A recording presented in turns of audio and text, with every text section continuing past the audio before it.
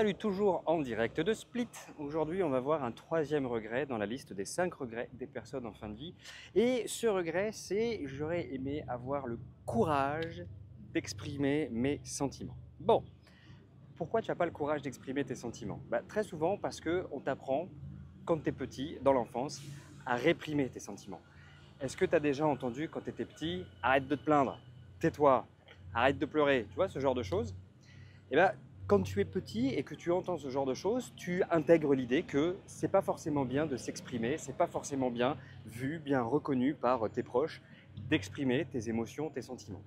Et le problème, c'est que tu vas grandir avec ça et que tu vas garder pour toi, donc justement, ces émotions, ces sentiments. Et qu'est-ce qui se passe quand tu gardes pour toi ces sentiments? Tu vas ressentir une forme de frustration qui fait qu'à terme, tu vas pouvoir dire des choses du style j'ai pas été reconnu à mon propre niveau. C'est pas forcément que tu n'as pas été reconnu, c'est peut-être que tu n'as juste pas osé exprimer ce que tu ressentais. Dans les relations interpersonnelles, dans les conflits, très souvent, on va envoyer à l'autre des missiles, on va le bombarder, tu vois, d'injonctions, on va pouvoir lui reprocher des choses.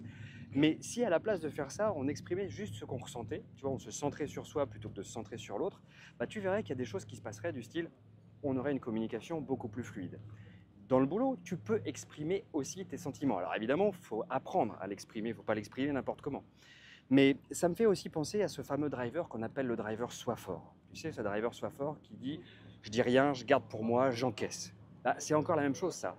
Si j'exprime mes sentiments et que j'arrête d'encaisser, je ne ressens plus cette frustration, qu'est-ce qui va se passer? Peut-être que je saurais exprimer un besoin d'aide, peut-être que je saurais exprimer un mécontentement, donc peut-être simplement que je serais entendu et que je saurais prendre ma place. Parce que c'est ça aussi la vraie question quand on est en burn-out, c'est la vraie question de prendre sa place. C'est pas je suis en burn-out, bien sûr que je suis en burn-out, mais si je veux résoudre cette histoire de burn-out, je dois apprendre à prendre ma place. Et si je veux prendre ma place, je dois apprendre à exprimer mon mécontentement, à exprimer l'inverse, hein, mon contentement aussi, à demander que ce soit une augmentation, une promotion, ce genre de choses, et pas n'importe comment. Savoir prendre sa place, c'est savoir mettre des limites, savoir mettre des frontières, savoir exprimer clairement ce qu'on ressent. Peut-être que ça t'est déjà arrivé aussi d'être frustré tout simplement parce que tu n'as pas osé exprimer, dire à quelqu'un ce que tu ressentais pour lui ou pour elle. Donc ça, c'est la peur du rejet qui va rentrer en ligne de compte aussi.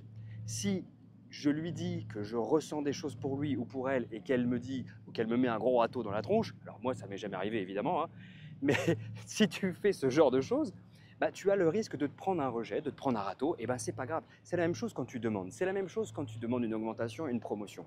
Tu vas prendre le risque d'être rejeté, d'être jugé, mais c'est ok en fait. Ça fait partie des interactions interpersonnelles. C'est comme ça qu'on vit en réalité. Donc, se centrer sur soi, exprimer ses émotions, exprimer ses sentiments, c'est simplement prendre sa place, c'est simplement mettre ses limites. Et peut-être que tu seras entendu, peut-être que tu ne seras pas entendu, mais au moins tu n'auras pas cette frustration d'être passé à côté de l'événement, de l'occasion, ce genre de choses. Apprendre à exprimer ses émotions, c'est pas un truc qui est évident pour tout le monde. Je répète, on a l'inhibition de l'enfance, on a le driver soit fort, on a appris que c'était pas bien, on ne sait pas faire. Et déjà, est-ce que tu serais capable de me décrire, allez, une vingtaine d'émotions?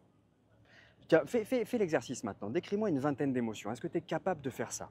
Tu n'es pas capable de faire ça? C'est normal en fait.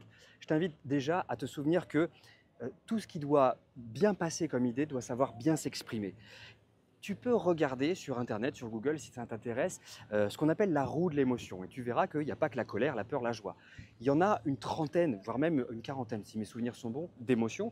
Et l'idée, c'est de savoir exprimer précisément ce que tu ressens pour que l'autre comprenne ce que tu dis. Parce que la réalité dans les relations interpersonnelles, c'est que souvent on ne se comprend pas et ça crée des embrouilles et ça crée des disputes. Donc, j'aurais dû apprendre, j'aurais dû exprimer plus souvent mes émotions, mes sentiments.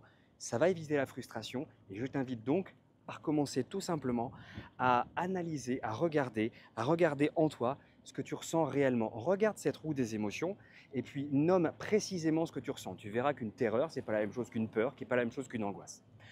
Moi, je te retrouve demain. En attendant, porte-toi bien.